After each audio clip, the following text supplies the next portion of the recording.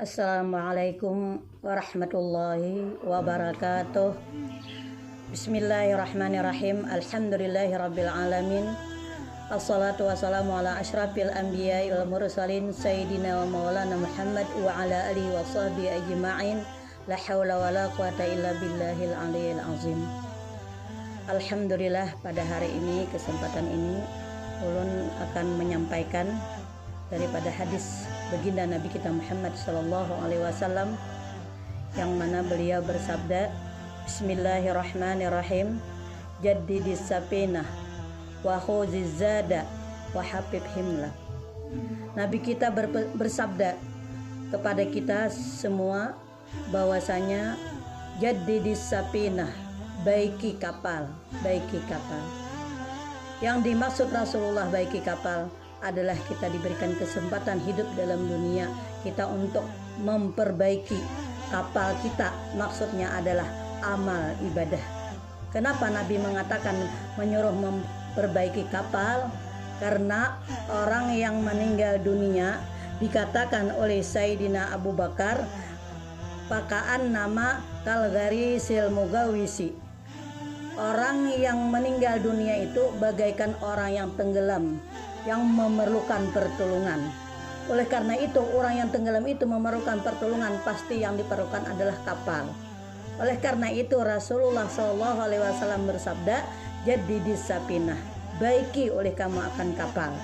Nah, oleh karena itu, maksud kapal di sini adalah apa yang mampu, ibadah yang kita laksanakan, baik itu sholawat, baik itu Quran, baik itu sembahyang, baik itu sedekah, apa pun bentuknya, yang penting ibadah semasa kita diberikan oleh Allah Subhanahu wa taala kesempatan hidup dalam dunia.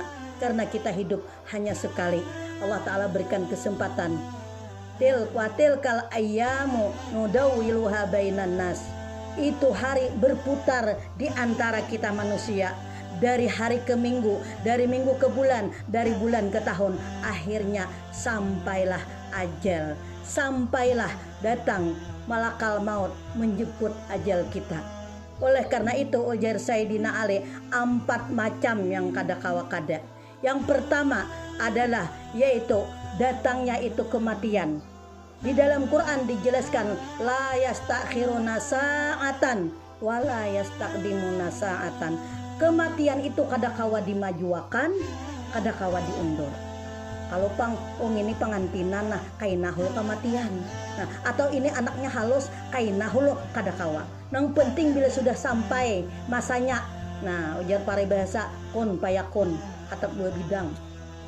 Hakun kada hakun ujar malakal maut, tetap aku datang. Nah, oleh karena itu bagi kita kata-kata kematian ini pasti mendatangi akan kita, maka kada ada lain bagi kita adalah persiapan. Ya, makanya kita disuruh, ujar Yahya bin Mu'az mengatakan, tuba liman bana qabrahu qabla ayyadkhulahu.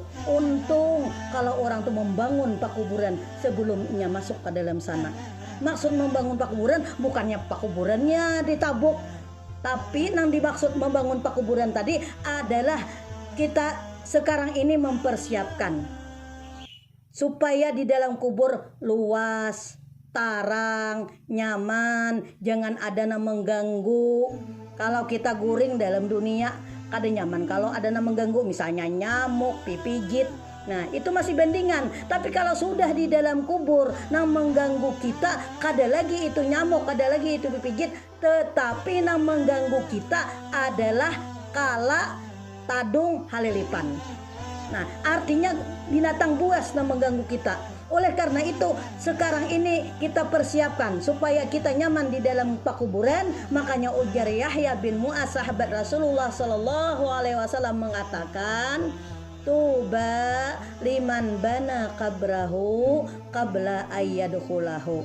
Untung ujar Sidin kalau orang tuh membangun pakuburan sebelum ia masuk ke dalam pakuburan. Oleh karena itulah makanya kita sempatkan baca Quran, walaupun bahasa kitanya 1 lembar sehari, atau ujar bahasa kitanya baca salawat. Nah itu salawat tak maksud adalah menerangkan dalam kubur, meluaskan dalam kubur, yang mana itu salawat adalah termasuk kita akan mendapatkan syafaat daripada baginda Nabi kita Muhammad Sallallahu Alaihi Wasallam.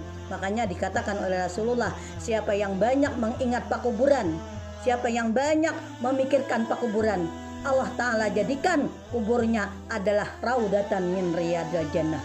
Siapa nang kada kagandangan pakuburan, maka orang itu akan kuburnya dijadikan khupatan min khupatiniran. Artinya kita banyak-banyak mengingat lawan pakuburan. Bila kita kagandangan lawan pakuburan, mengingat pakuburan, kubur kita akan dijadikan raudatan min riyadil jannah, kebun daripada kebun surga. Tapi bagi yang banyak melupakan lawan pakuburan, kada kagandangan lawan pakuburan, maka pakuburannya dijadikan khupatan min khupatin niran, maka pakuburannya dijadikan daripada tumpukan api neraka. Nauzubillahi min dzalik. Mudahan kita dipeliharakan oleh Allah.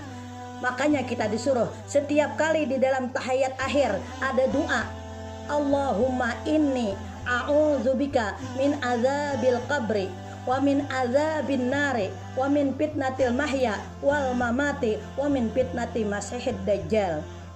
Allahumma inni a'udzubika min azabil qabri, ya Allah lindungilah kami daripada siksa kubur, wa min azabin nari daripada siksa api neraka, wa min fitnatil mahya wal mamati daripada fitnah hidup dan fitnah mati, wa min masihid dajjal dan daripada fitnah dajjal. Setiap kali kita di tahiyat akhir disuruh membaca itu doa, supaya apa? Supaya kita banyak mengingat lawan pakuburan. Karena tadi orang yang ingat dengan pakuburan, maka kuburnya dijadikan raudatan min riyadil jannah, kebun daripada kebun surga. Nah, kita misalnya hendak goreng berabah di Kalambu, nyaman sudah berenjang batilam, luar biasa bentalnya, luar biasa harumnya, luar biasa tarangnya, luar biasa nyamannya. Lalu waktu kita hendak berabah, hendak goreng tadi, kita berpikir kayak apa kaina tempatku di dalam kubur, kayak apa kaina kediamanku di dalam kubur, tarang juga kah, nyaman juga kah. Nah itu maksudnya mengatakan lawan pakuburan. Oleh karena itu maka kita disuruh napabana kabrahu qabla ayadkhulahu, bangunlah pakuburan sebelum kita masuk ke dalam kubur. Banyak amaliyah supaya kita dapat nyaman di dalam kubur. Di antaranya adalah bahwasanya kita kuati sembahyang berjamaah. Orang yang sembahyang berjamaah, ujar Nabi, akan dilepaskan daripada siksa kubur. Atau kita biasakan membaca suratul muluk atau surah tabarak. Orang yang membaca surah tabarak maka dilepaskan dalam siksa kubur.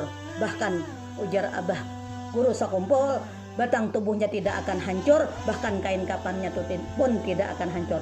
Tapi membacanya harus rutin. Jangan bahanu membaca, bahanu banyak kadanya pulang. Artinya setiap malam kita biasakan membaca itu tabarak tadi. Setelah maghrib itu waktu yang paling afdal bagi kita, persiapan bagi kita untuk kembali kita ke alam baka. Ya paling kada kita setelah maghrib itu kita baca surah Yasin. Karena orang yang membaca surah Yasin itu tamna'ul atsa yaumal qiyamah. Siapa yang membaca surah Yasin makanya tidak akan kehausan nantinya di padang mahsyar. Kemudian kita baca surah Waqiah, ujar Nabi Mur, bahwasanya perintah oleh engkau, anak engkau, keluarga engkau untuk membaca suratul Ghina. Apa suratul Ghina? Surah Sugih. Kenapa surah Sugih? Surah Waqiah. Orang yang mengamalkan surah Waqiah dilancarkan usahanya, dilancarkan rezekinya. Dengan kita lancar usaha, lancar rezeki, mudah-mudahan kita makin kuat untuk taat ibadah kepada Allah Subhanahu wa taala. Nah, itu aja yang dapat ulun sampaikan. Mudah-mudahan bermanfaat bagi kita semua. Wabillahi taufik wal hidayah, wabiridha wal inayah. Assalamualaikum warahmatullahi wabarakatuh.